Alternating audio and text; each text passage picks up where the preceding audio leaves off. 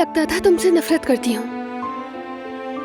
मगर शायद मैं तुम्हारा दिल देखती रही। अना की वजह से जो मोहब्बत तुमने अपने दिल में कैद करके रखी थी, मैंने देख ली, वरना मैं बर्दाश्त नहीं कर पाती। अगर मुझे तुम्हारी मोहब्बत पे यकीन ना होता तो मैं उन 3 महीनों की जुदाई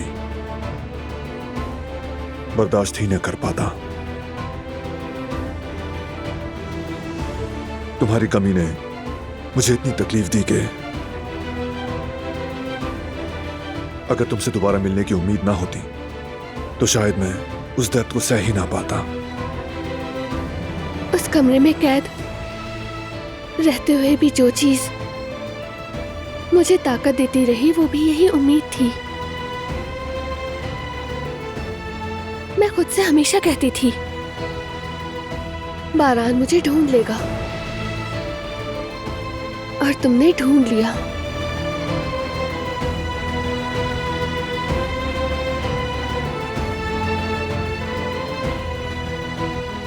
ढूंढ लिया,